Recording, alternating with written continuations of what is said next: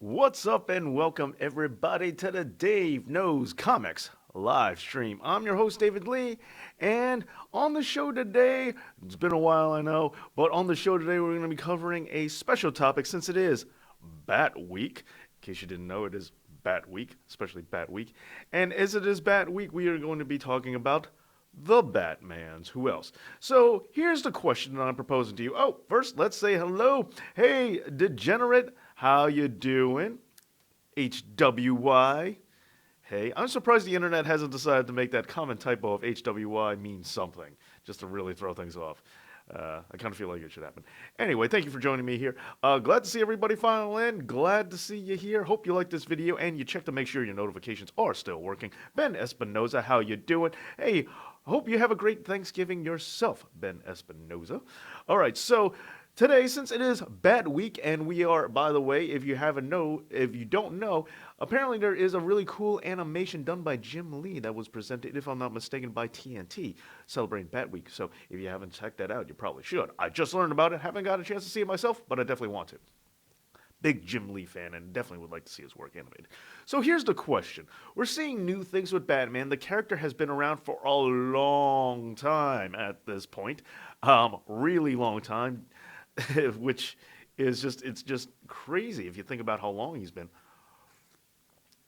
since the late 1930s. And throughout this time, while a lot of people don't like to admit it, the character has changed. He has evolved a lot over the years. We've seen the character change from the silver to the golden age, the silver age, and so on. And throughout this time period, we've seen different iterations of the Bat. We've seen the hokey 60s Adam West kind of character. We've seen that in the Silver Age. We also saw the darker, more familiar aesthetic that we got from not just a Batman, the original Tim Burton Batman film, but he also got a little bit darker in terms of personality and presentation through Denny O'Neil and during that run, and also Neil Adams, as well as Frank Miller, so on and so forth. We've seen a lot of changes through that. Okay, Garman says, honestly, we peaked at Ben Affleck's Batman. Wow, if you think that's the peak, that's wow. I say raise the bar on that one. He was the perfect Dark Knight Returns. I don't know if I agree with that. And he's still like, I have no problem. I was not upset with the Ben Affleck Batman. But there were several issues I had with it. Like he wasn't old enough to be Dark Knight Returns. But anyway, Christian Bale is still my definitive live action Batman. The real best Batman to me is Kevin Conroy. I mean, come on. Oh, thank you for the like. Thank you for the thumbs up. I appreciate it very much. Okay, so the question now we're posing now, and this is dealing specifically with the comic books. So if we're looking at the comic books, we're seeing a lot of changes right now, and I'm not sure if everybody's aware of it. We're looking at I feel we are at the precipice of a brand new Batman. We might be entering a new Bat era. And this year in particular has a lot to do with Batman, has a lot of major changes to Batman. For one, there was that issue where uh, he was exposed, if you will. He's hanging brain in that one issue of the comic book, which I don't know if you knew about that, but yeah, there was the Bat Dong made an appearance in the comic book, so that happened this year. But the biggest article would be what's going back and forth, whether or not this is sticking or not. The verdict, I don't think is still out. I think this could go in one particular direction for the next year without a change, and people would still be suspicious to see if they're going to revert back. But Selena Kyle, his relationship with Selena Kyle, are they going to get together, married, good? But, DC's track record of characters, or, comic books in general, having characters stay married doesn't really hold true for very long, at least. But let's get to the comments before we continue down this train. Mark Strike says, every superhero should get a change, not just that we need more new superheroes, like how WWE wrestlers come and in go. Same with superheroes. Sorry. All right. Even though WWE depend on part timers, but you get my point. I get your point, and I don't think they should depend on part timers. But bring it up for you wrestling fans out there: is Ben Affleck the mediocre actor that played Batman? No, I think that's George Clooney. Well, no, George Clooney's a good actor. Um, I thought his performance as Batman wasn't great, but anyway, yeah, but I'm not that like I don't. I'm not that mad at.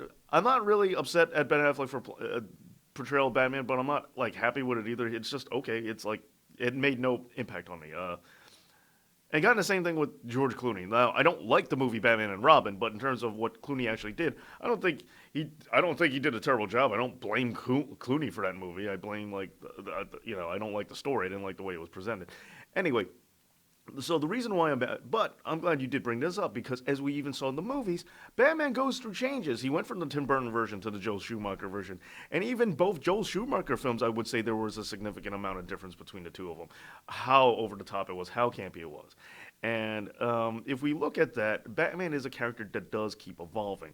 So when we look at also Robins, and you could even make the argument that Batman, while he's still Bruce Wayne, throughout the years, as Robins have changed, are we, and I'm going to throw this out to you guys, are we looking at a different Batman, or is Bruce Wayne changing in personality?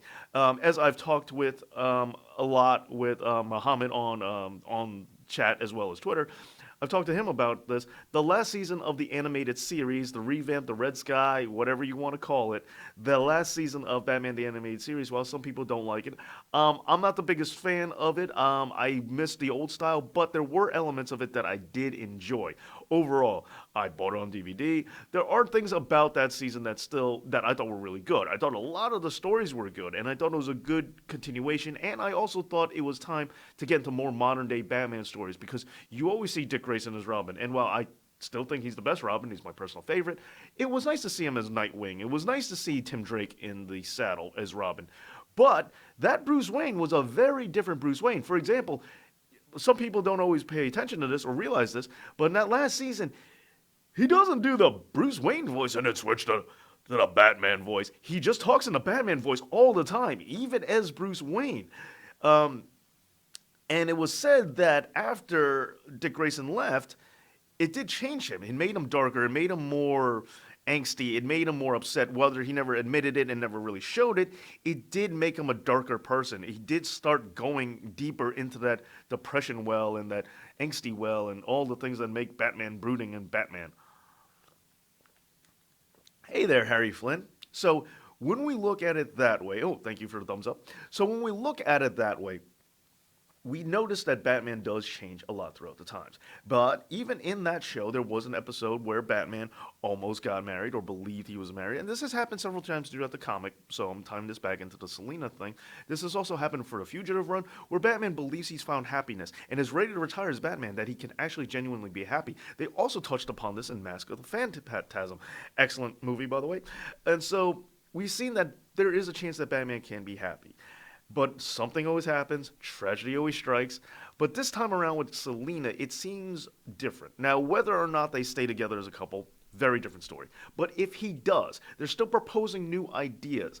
While Batman being happy and settling down is nothing new, the idea here is that if it will stick. Because when he was going to get married, like Batman Fugitive, we knew there was no way this was going to hang. We knew something was going to happen. We knew the way everything goes down, it always ends up this way. This is really the first time where I think there's a shot that Batman will get married and stay married, or at least for a while, if it does, depending on what actually happens. But we could get Batman staying happy, and we can see that Batman doesn't have to be, as Selina has put it when she came back to him. And just to catch you up in the comic books, what happened was they were settled down, they were going to get married. Selina Kyle, Catwoman, leaves him because she says that Gotham needs Batman, and if he's happy, he will never be Batman. And then so she leaves. But then surprisingly, she came back. She came back and said, and then we came to the realization that, or the idea was proposed that Batman can be happy. There's nothing that says Batman has to be miserable and single. Why can't Batman have a life? Why can't Batman be a happier character? And we've even had that touched upon with the Batman Justice League series with Batman Beyond, where Amanda Waller tells Batman Beyond, Terry McGinnis, that you want to have a better life than the old man, take care of those around you. And that was the idea, that Batman and misery, or Batman and solidarity, doesn't have to be it doesn't have to be together. They're not inseparable. You can have a happy Batman. There's nothing wrong with that. You can't have the Cape Crusader saving Gotham from crime, but at the same hand, he comes home to a loving wife and a loving family and is open with his feelings and open to those who he cares about and is fully admitting that he's caring about these people. They won't ever let Batman be happily married. Yeah, maybe they won't. Maybe they won't. Maybe they won't. Maybe that I'm fully aware that the idea sounds ludicrous to me. However, the reason I'm bringing this up as the point of this as the point of this episode is maybe while our gut is telling us there will be something that happens to keep Batman being single, Batman being miserable, Batman not being happy. What if that's not true? What if this is the next phase in Batman evolution? As we looked from the Silver Age, as we looked down to the 80s, as we looked with the Dark Knight Returns, as we looked on to the 90s, as time has gone on, Batman has changed. Batman used to kill people, Batman used to use guns, and he doesn't. So many people have talked about all these different stories in the past. So many people have cited precedents to say the difference in Batman changes. And as we look, the character has continuously been refreshed and changed, more so than probably any other character. And a lot of people would even say this is what led to his longevity, is the fact that Batman has never really stayed put and isolated as being Batman. So as we now enter the soon about to enter the 20s again, the 2020s, as we're soon about to do that, maybe it's time that we see a different Batman. Are we going to get one? Is this the next chapter in Batman's evolution in history? From now on, or at least now for the next stage of his development, are we going to get a Batman that's happy? Are we going to get a Batman that's really open with his feelings and caring about other people? And I just realized I'm sitting bizarrely low on the camera right now, so hold on a second while I adjust that. Okay, so let me just make sure that I'm sit correctly. Okay, sorry about that. Day thoughts on X-Men Evolution the show. Okay, we'll talk about that. I'll talk about that briefly. I like the show. I don't love it, but I do like it. I'm like bizarrely fond of it, and I really liked Kitty Pryde, one of my favorite characters of all time. She's in my top 5. I actually really liked how she was presented in that show. Even though a lot of Kitty Pryde fans hated it, I actually liked her representation in that show a lot. Anyway, going back to the evolution of Batman, the idea. So celebrating Bat Week, and again, thank you for being here, and hope you are still subscribed. Make sure that you still are, and that your notifications are working, so you can be part of these live shows. All right, so going back to Batman's evolution. The other reason I bring it up is because we've seen inklings of it, especially if you're a Young Justice fan. Now, I'm not really going to spoil anything major, but I'm just going to talk about some of the spoken about lore that has been developed, because I've mentioned this before about Young Justice. There is a lot of lore or changes to the universe from the norm that we see represented in that show. Some of it we don't see it represented in that show, and it's just talked about on the internet in interviews and articles and stuff like that. But there's a lot of interesting little subtle tweaks to it. One of which being that if you notice and you watch the show, you can definitely see Batman isn't as dark or as broody as he normally is. And his relationship with Dick Grayson is much better. They're not at odds. They're more friendly. They're more simpatico. Batman doesn't shun him or ignore him. Batman does work and cares about him a lot. And while he is hard on him, you don't really see it that much. There is that fear where Dick Grayson, when he's young in the first season, does mention how when he's trying to pick a lock handguns, he goes, oh man, Batman, like, I don't remember what he says exactly, but he's like, oh, Batman would be so mad at me if he found out how long it took me to pick these cuffs. It's like Dick Grayson does have that fear, but at the same hand, Batman is proven to be supportive. Like, he always is sticking up for Robin, always rooting that Robin needs to be the leader. Or if they make a guess or something like that, it's like, oh, who scientist do you think this is? And Robin's like, oh, Tio Morrow. No, but good guess, Robin. Like, he's very supportive of him.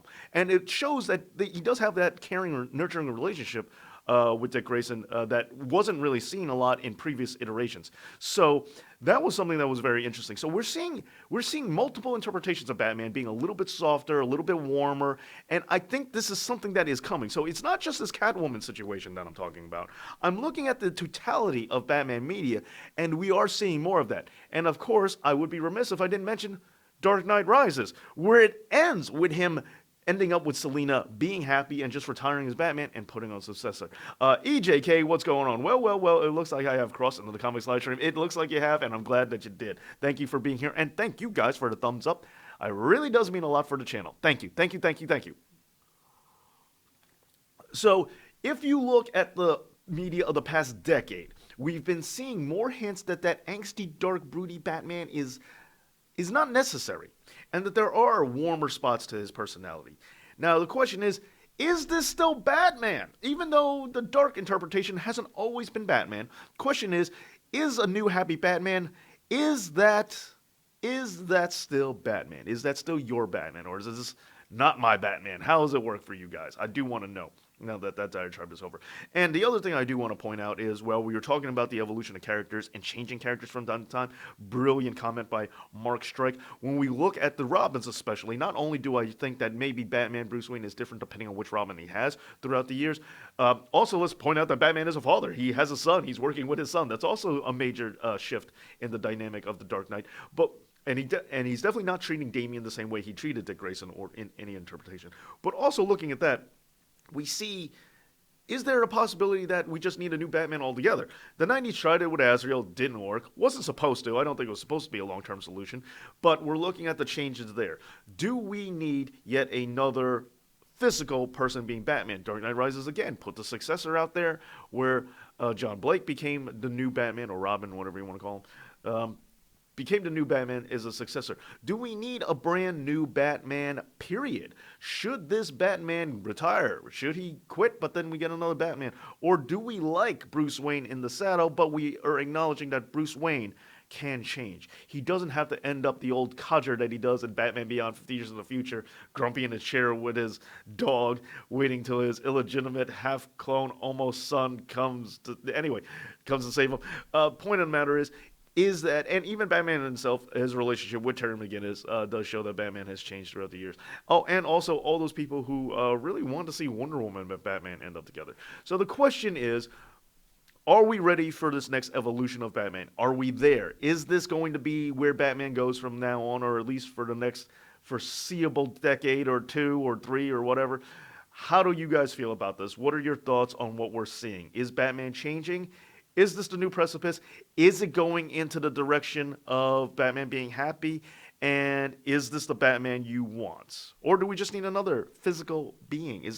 Do we need the mantle passed down? What do you guys think? Let me know in the comments section if you're not watching live. But if you are here live, I would love to hear your thoughts. Please chime in on your thoughts on the Batman evolution.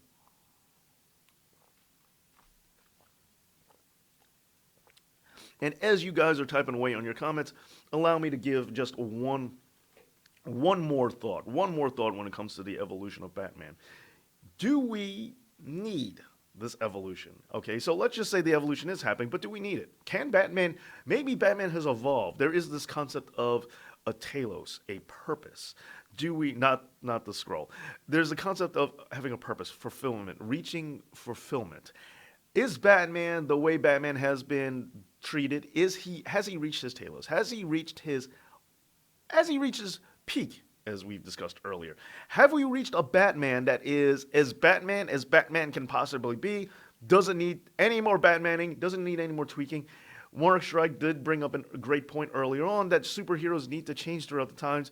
And as I mentioned, I do think that there is a chance that at least the Batman's ability to change has really helped him stay with the times and kept him viable as much. But up to a point. Does Batman always have to change? What if you hit the best Batman you could possibly come up with? Can't you stop? Can't you just leave him there? Or do you have to keep changing? Do you have to keep fiddling with him? Do you have to keep moving him along throughout history? Is the evolution of Batman necessary? So, are we getting a new Batman evolution? Is the next stage Happy Batman? And is a change of Bat even necessary to begin with? All those things I would love to hear about in the comments section. Let me know. Ron Hawthorne says, I will rephrase what you wrote, but I think you mean Dick Grayson as Batman with Damian as Robin was your favorite recent pairing. Yeah, I actually really like that run too. He's talking about a little bit a while ago, if I'm not mistaken, Grant Morrison had the book where Dick Grayson was taking over the mantle from Batman after Batman was sent all the way back throughout on a time trip, thanks to Darkseid, and Dick Grayson took on the mantle of Batman, which he should, after they had the battle for the Cowl, which was a really fun read. I liked it myself. And his Robin was Damian Wayne.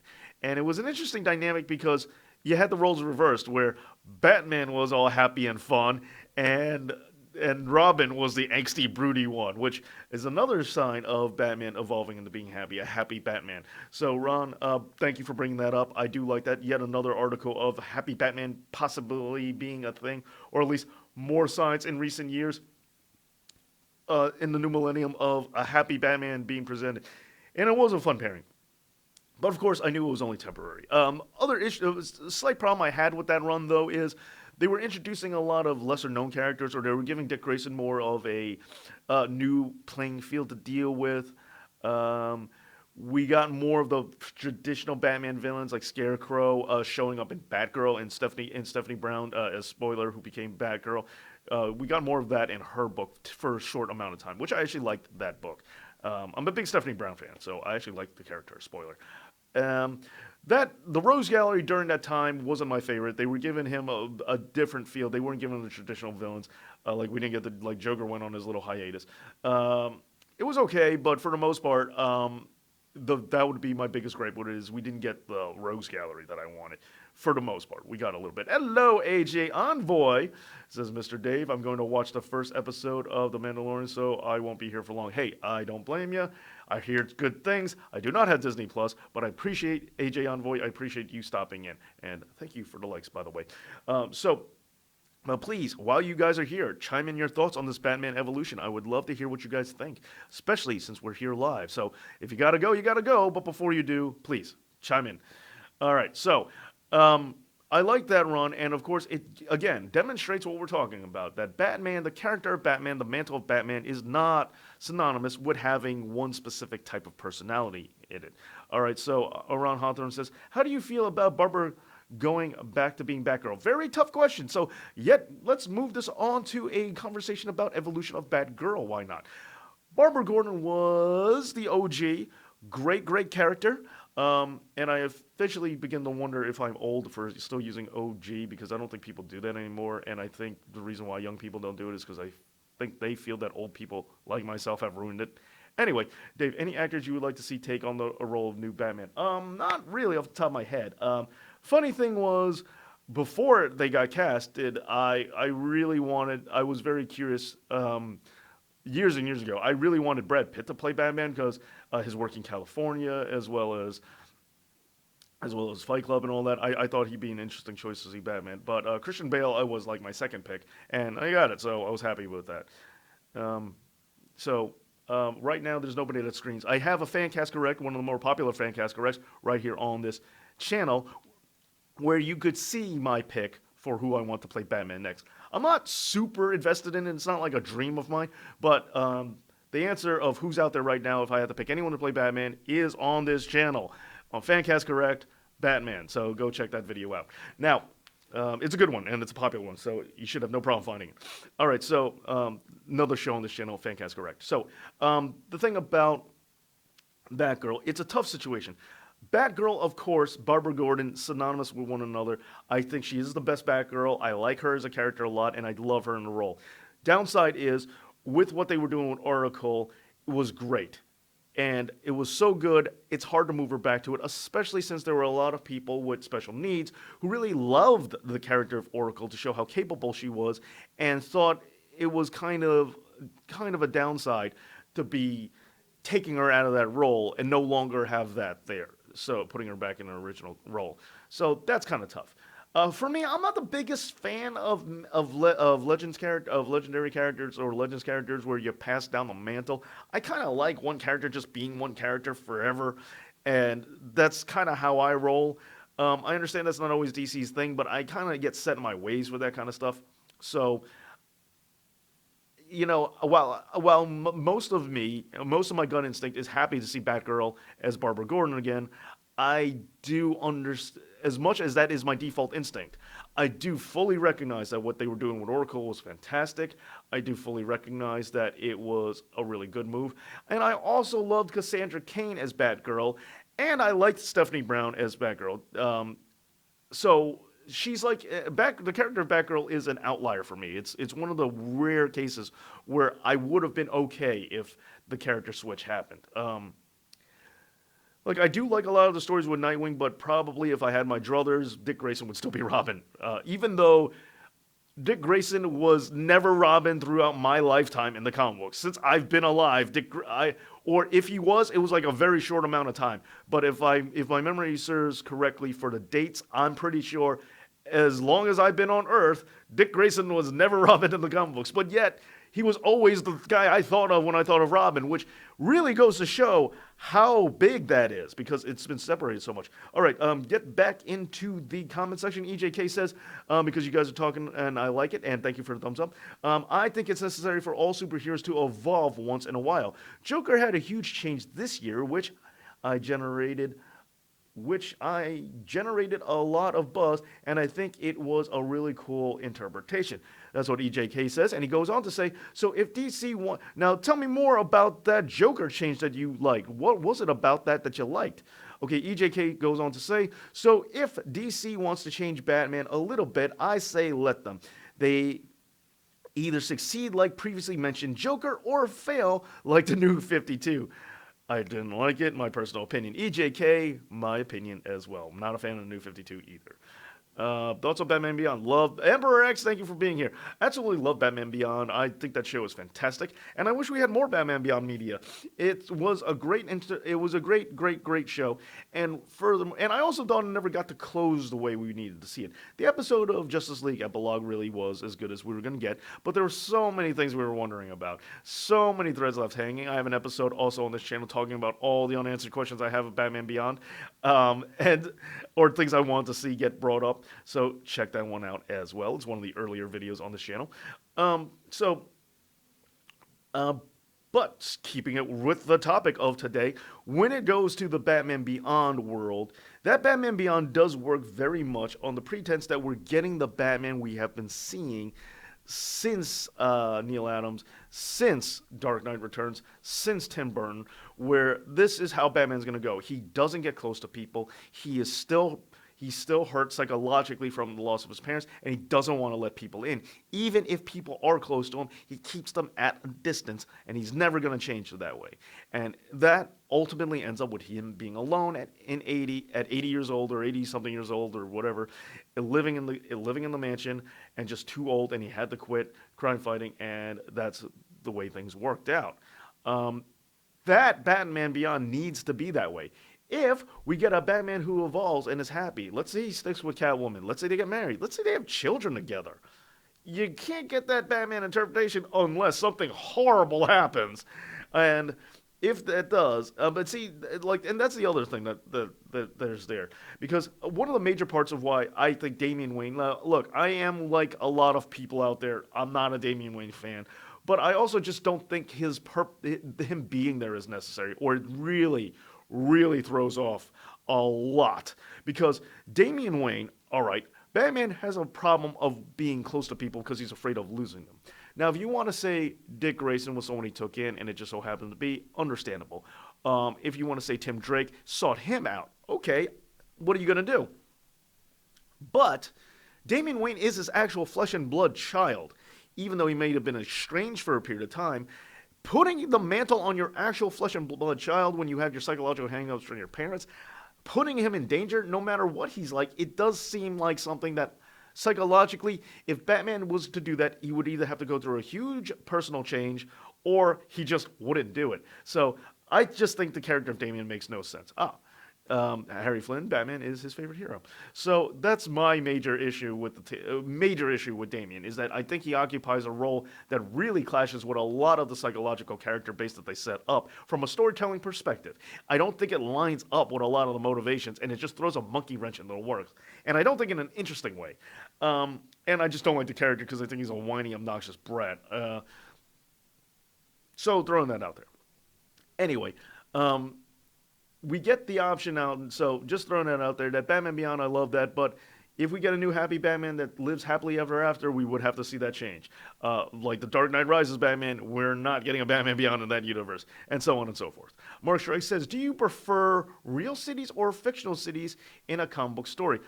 Personally, if I have to pick, I do like real cities more, especially since like with Stan Lee and everybody, they all said, "Hey, we want to pick cities we knew. We lived here, so that's why they picked New York. That's why Marvel's very New York." And I felt the same way. It's like I could identify with the city more. And even in the films, it's like when you see Spider-Man trades around Manhattan, it's like, oh, I know where that is, or I've been there. Oh, no kidding. It's a very big New York thing. So it's like I know those kind of things. So I prefer that.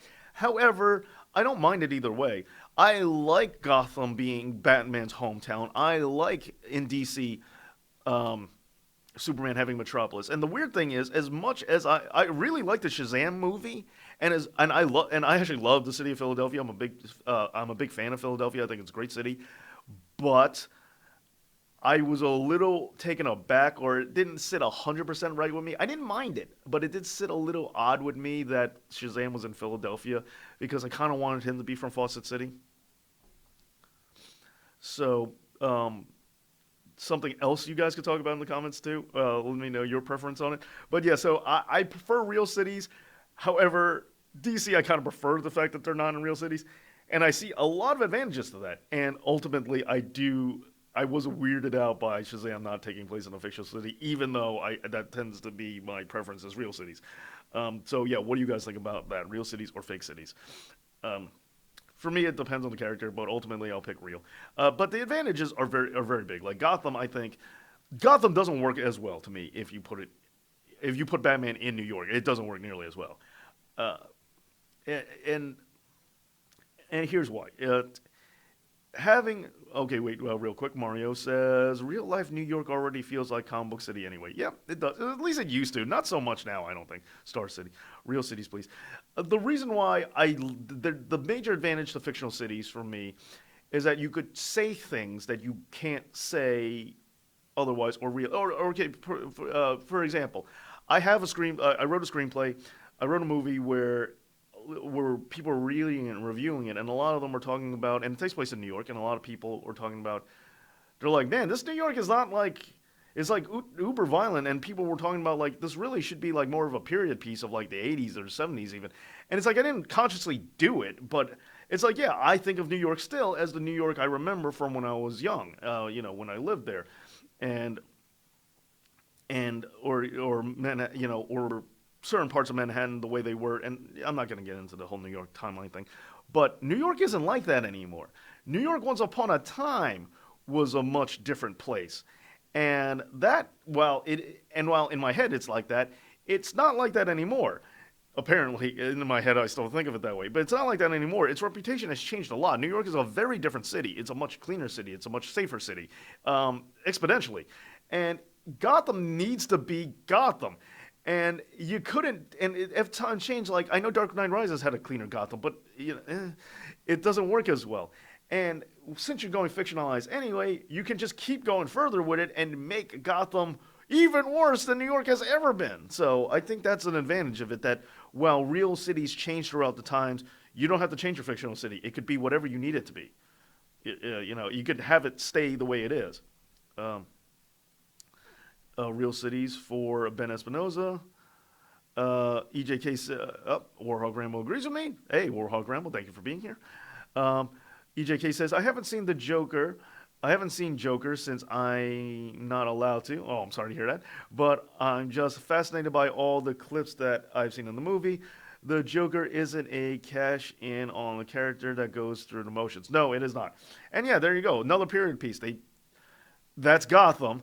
It's fiction. That kind of like that's fictional, but they still put it in the 80s. They still made it mirror New York more during that time period, which is interesting when you think about it.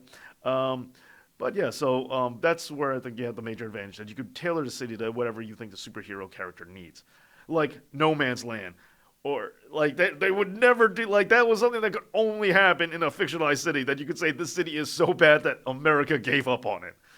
Um, Emperor X says, how about with the Happy Batman, you go the Creed route and he takes in a villain's kid, becomes Batman Beyond.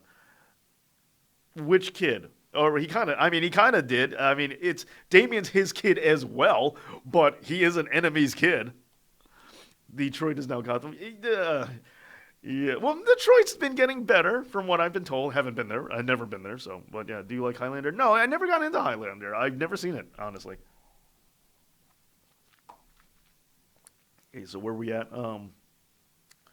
So yeah, that's the advantage I think real cities have. So, well, I think the character of Batman evolution is very obvious. I think we have dawned on something that I don't think the city of Gotham. I don't know if it's evolved itself. I think it might have gotten worse, if anything.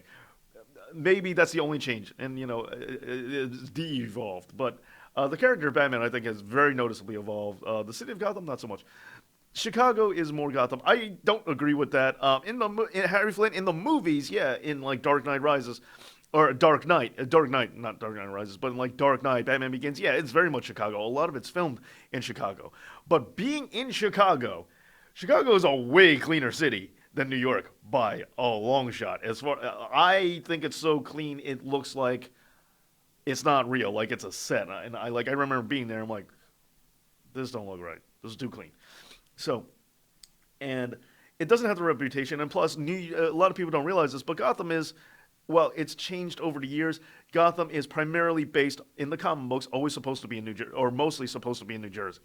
Um, and the name Gotham is a nickname for New York, so it's supposed to be in the greater New York area.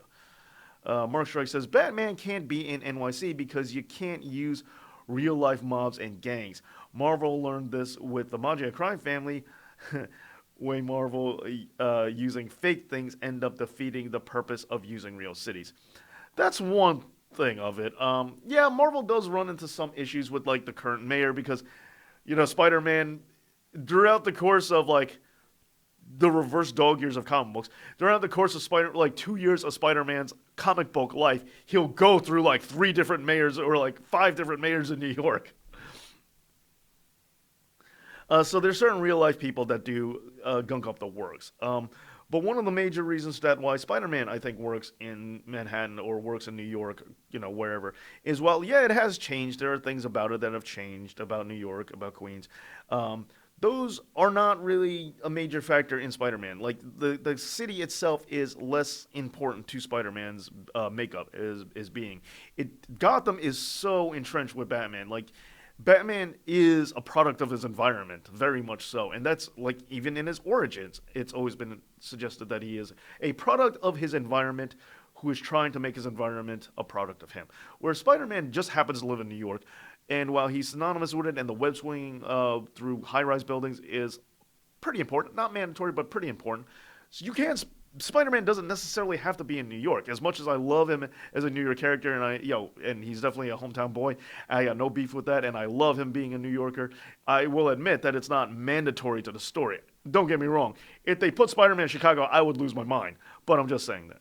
Okay, so going back, Ron Hawthorne says, how do you feel about fictional characters holding public office like Mayor J. Jonah Jameson or President Luthor?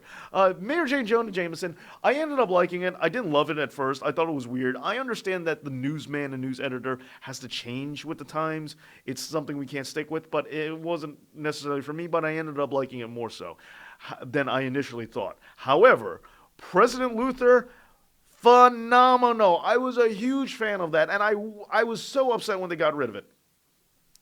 Jeff Loeb planted the seeds, and Jeff Loeb called it an end. All right, fine. If anyone was going to call it quits on that arc or that section, it was him. But I absolutely loved the President Luthor, and I thought it was great. Out of all these supervillains want to take over the world, in a lot of ways, he actually did. And I thought it made for a much interesting read. They slow burned it. I don't think they were necessarily done with it. There was more they could have done, and I would have liked to have seen where it could have gone. And I would have really liked to see the Justice League animated series if they could have tapped into it too. But it was a great idea. It was something so unbelievable, and it started almost as a joke, which a lot of people don't realize or remember from the 2000 election when we had to do the recount and they're saying they didn't know who the president was. DC Comics says we do, and the answer is Lex Luthor. Just because Lex Luthor, sorry, just because it congruently works with what was going on in the comics at the time. All right. EJK says people criticize it for being too dark, but I think of it as a warning that we need to help people who need it instead of isolating them. To be fair, I didn't see it, so my opinion isn't very valid. I was gonna say, without seeing it, it's kind of hard that you pull that interpretation. But hey, that's the internet for you. I'm so off time, I can't fit my whole opinion in one text. Yeah, that's rough. But yeah, that's not what the movie's really about. I mean, you could say that. That's. I don't think that's what the movie is about at all. Watch it and then come up with it. Joker and Harley Quinn, of course, as I always thought he pitied him and her. Ah, Batman pitying the Joker. I get you. Okay, did you see Rambo: Last Blood? I did not. I've not. I'm not. I'm not the biggest Rambo. Rambo. Like I don't. Well, okay. Well, Rocky Balboa, the film. I thought needed that. Well, I didn't need it to happen. I was resistant towards it, but when I saw the movie, I was blown away how good the Rocky Six, really Rocky Five, because the real Rocky Five never happened. Shh. I was blown away by it. But then when they started bringing back Rambo's, I was like, okay, well, he did good with Rocky, and I'm like, oh no. And the other difference for me is Rambo One is the best one. Like it really is. And while the first Rocky is my favorite Rocky too, but Rambo 1 is by far the best one. Like Rambo 1 is about something very real and important that really needed to be addressed at the time. Like it was a really important serious subject matter. And Rambo 2 was just him going back to finish Vietnam by himself. Like, and it's not like the action wasn't cool, but it was. These were like 2 and 3 and everything were action movies. And I got no problem with action movies, but it's just really been always weird to me. It's like this very serious first movie about a very serious issue, all of a sudden just turned into a lot of action. I was like, man, I didn't see this coming. But yeah, anyway, but that's just me personally. I can tell you're a Rambo fan. Um, I liked it. So I didn't see it. Maybe this new Rambo is really good. I just didn't see it. It felt more like the Punisher movie, and I want to see Punisher and Rambo crossover. Well, that would be good. Hey, Dave, I didn't know that Spider-Man was from New York. You didn't? How did you not know he was from New York? Have you ever seen anything with Spider-Man in it? Any Spider-Man media ever? Okay, Mark Strike. Marvel also has 10 Ring Terrorist Group, but we all know why Marvel can't use their real-life counterparts. I don't even know that it's not that they can't use their real-life counterparts. First of all, the real-life counterparts, organizations are different. They're multiple organizations, but also the 10 Rings was a way for them to time the Mandarin without really doing the Mandarin. Degenerate says Gotham City is based on Chicago or New York. It's based off of New York. But it's taken a lot of samplings. Like, it's not just New York. It's not a hard and fast rule. It has to be New York. It takes a lot of influence from other communities, other cities. And some things are purely fictional. But its primary basis is definitely New York. Why isn't Christian Bale interested anymore? Well, multiple reasons. One, I've heard that he said he just wasn't asked, number one.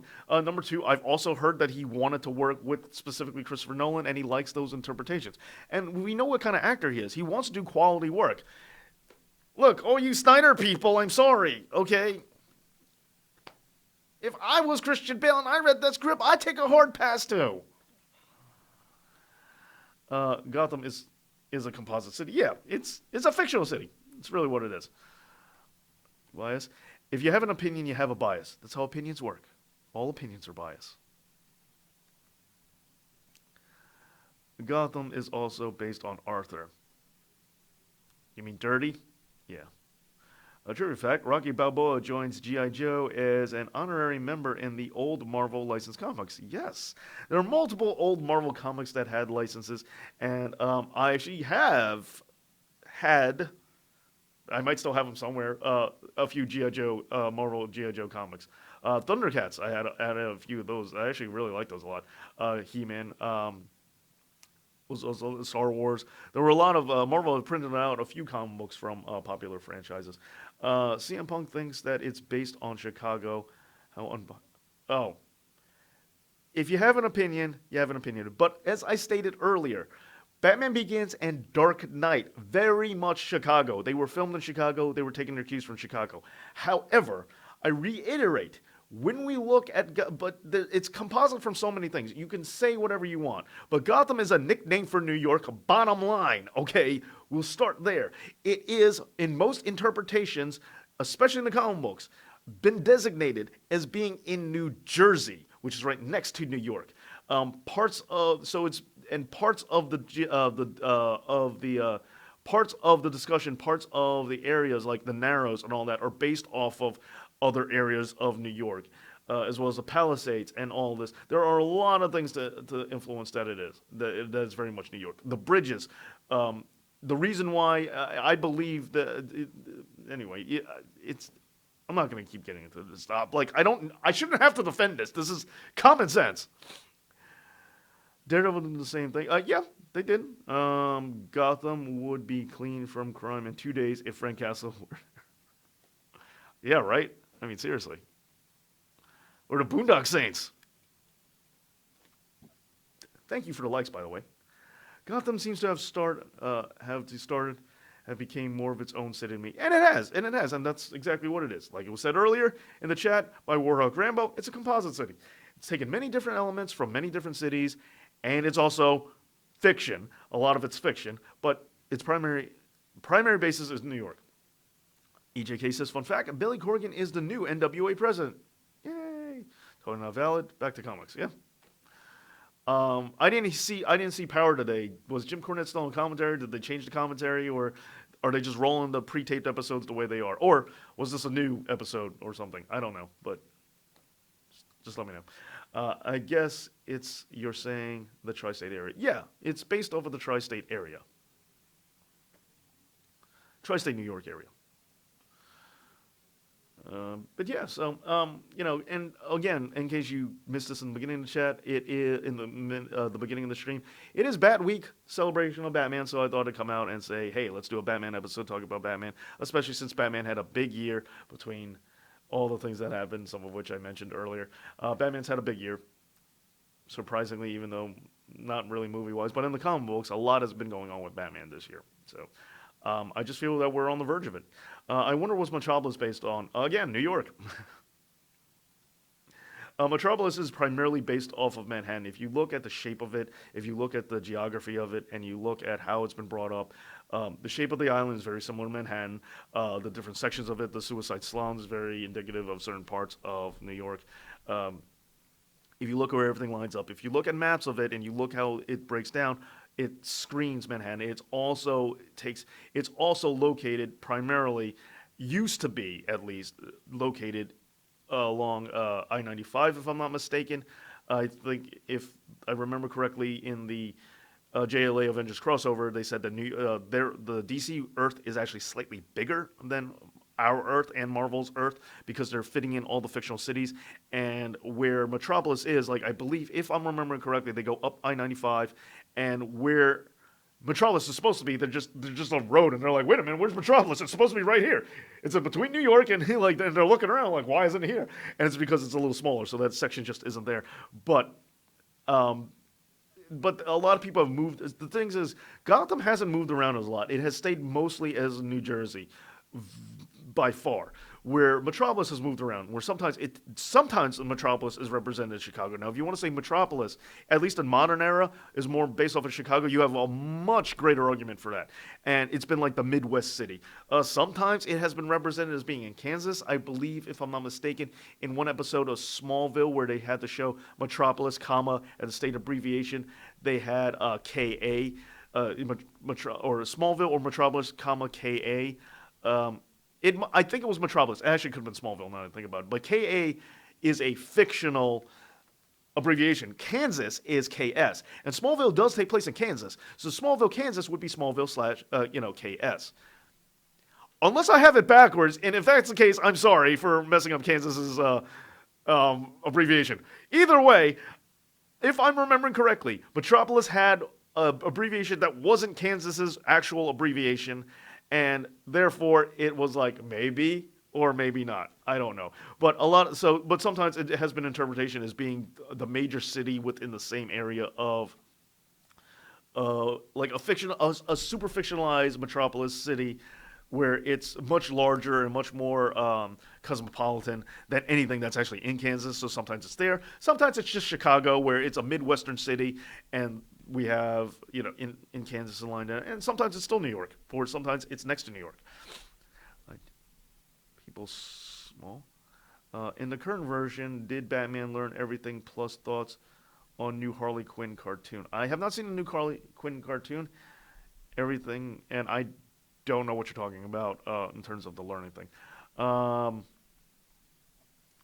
Woo. Okay. Whoa. Lots of stuff. Okay. I'm okay. Cody Rhodes is the Riddler, and Marty's girl is the Penguin. That's interesting interpretation, but I get it. Your thoughts on Terminator franchise? Done. One and two. I like one and two, and I'm done. That's it. No more. Terminator is not a franchise that we need any more of. The only way that I would have tolerated one more Terminator. Well, don't get me wrong. When I was young, I was like begging for another Terminator movie after two. Totally changed my mind. But the only way I would have tolerated is if we just get the war. Because the way I looked at the Terminator franchise, and I'm sorry I'm going to go on a rant here that has nothing to do with the topic, but I can't help it. You done ripped the cord. So here's the way always saw it. Terminator 1 happens, okay? Guy has a picture of Sarah Connor, goes back in time. That thing already happened. Doesn't really make a whole lot of sense. But the way I looked at it is they changed the timeline so the arm and everything gets found, and that advances the technology. That's why they make the T-1000. Because if they already had the T-1000, why didn't they just send that back in the first place instead of Arnold? And also, why do all Terminators look like Arnold when in the beginning of Terminator 1 we see a Terminator that doesn't look like Arnold? And if the whole point of putting flesh on a metal robot is so that way they can blend in with the soldiers, if they all look like the same guy, wouldn't all the soldiers know just to look for that one dude? Anyway, that when they left the arm and all that stuff in the factory, it advanced the technology, and therefore they were able to make the T-1000. So the only way it works to me is the third movie shows the war, and then it ends with them sending Reese back in time and that timeline getting wiped out, and you can watch the movies in any order and just circulate it. Part of that comes from a friend of mine who mentioned that. Now, that's how I wanted the Terminator franchise to be. Especially, and don't give me that Terminator Salvation crap, okay? Because that just looked like a slightly cleaner, a slightly dirtier version of a regular city. When we look at Terminator and they ever show the war in any of the Terminator movies, in one or two, it looks like a Megadeth album cover. Okay, we didn't get that in Salvation. Anyway, I'm going to move on. I could go on this about this. Anyway, EJK says Daniel Day-Lewis would have made a killer Batman. Yeah, that would have been really good. Get as good an actor as you can. Back on topic, I think Batman reflects the needs of the audience at the time. Slapstick humor worked in '66. Grim Dark worked in '89. Stable Family Man could be next. Ron's with me. That it is the way the direction of society is going now. What if we get a more woke Batman? What if that's the new evolution? Okay, if he's like a social justice warrior. All right. Social Justice Cape Crusader. Mark Strike says, if Marvel was more real, Kingpin would be... Whoa. Why you gotta go ethnic on us? Kansas is so boring. I've never been there, but I know good things about it. Why Kansas? I don't... Because that's where Smallville is. What are you doing on Tuesday, goofball? Making up for the comic book live stream I didn't have a chance to do on Friday. And celebrating Bat Week, because it is Batman Week. And someone has already mentioned you, Arthur Pryor. They said you are a dirty city. Hey, don't look at me. I didn't say it. Or something like that. I don't know. Scroll up and check. Marvel Earth has to be big like DC. No way New York City can contain all these superheroes. I don't know. See, that's always been more logical to me. It's like one guy's going to traverse an entire city, or you have like different groups in different parts of New York, all to maintain all the crime, especially back in the day. That made more sense to me. Luke Cage in Harlem's, Daredevil in Hell's Kitchen, everybody in different parts made more sense to me. Hey, True Sinister, I heard some people thought it was based on Wichita, Kansas. And yeah, there definitely is influence to it, I'm sure. It's like how Return of the Jedi's people wanted more Star Wars and regretted it. Kind of. Did you like Sarah Connor Chronicles? I did not. And I know that it's got a loyal fan base, but personally to me, no. I know it's just an alternate version, but I didn't need to see regular Sarah Connor mom with regular John Connor kid. If they just didn't call them the Connors, it would have been a much different story. It would have been way better. Like if they just left it alone, but their names are something different, it'd be a different story. But I'm out. Terminator it's not that serious of a franchise. We do not need all this Terminator stuff. Slow your roll. You only have 2 good movies, and I think you only get 3 max. It's the same thing like Alien. Enough Alien movies. It ain't that important, okay? It's a movie. Stop thinking so hard. Well, if anyone is a big believer in not thinking, I'm sure it's you, dummy. Anyway, also, Carl should have been erased by the events of T2. Time paradox. No, it's when you just don't think your storyline's out all that well. Plot twist: Gotham is based off of Wakanda. That would be a plot twist. Found a new trigger word, so, ugh. It's not that. No, it's not that. Like I genuinely love Terminator 2. I like Terminator 1, and I know some people who swear Terminator 1 is the by far the superior movie. I disagree. 2 is easily better than me. I liked 1, and I still do, but when 2 came out, it just changed the game. I'm like, well, 1's all right, but it ain't 2. Well, yes, they can't call it the Connors. Well, we can't call it that. Different show now. Predator has a mix. Predator. There's one good Predator movie. Some people will say 2. I'm sorry. It's 1. Only one good Predator movie ever, and that's all there ever will be. 1. Done. Alien versus Predator. Great in theory. Good on video game. Movie. She's my favorite. Same here. Older people. There are a lot of older people who really like the first Terminator, and they will say Terminator 2, it's fine, but it ain't 1. I ain't that dude. All right, guys. So I'm going to start to wrap it up here. Thank you for being here. Thank you for all the thumbs up. Roberto Soto says Jason Todd needs to hit on the big screen. I would like to see Jason Todd on the big screen. I would love to see his story arc. I would think it would be great. I always wanted that too. Maybe the first movie is Dick Grayson, second movie Jason Todd, third movie Tim Drake. Be nice. Emily Clark. I think Emily Clark, personally speaking, is prettier than Linda Hamilton. I do think that, yeah. And nothing going into Game of Thrones stop. I'd rather watch. Oh, okay. Terminator Resistance looks like a good game. Perhaps. Batman would win in a fight. Shawn Michaels can't beat anybody in a fight. He would start crying about it not being a professional environment. Anyway, so that's the show. Back onto the topic. If you're, thank you for sticking with us. Thank you for the whole thumbs up and the likes. But leave down in the comments, what are your thoughts on the Batman evolution? Is one happening? Is the next phase a happy Batman? And is this something that is necessary? And please leave your thoughts on anything else that we've covered in the show. Thank you so much for watching. And as always, Dave knows.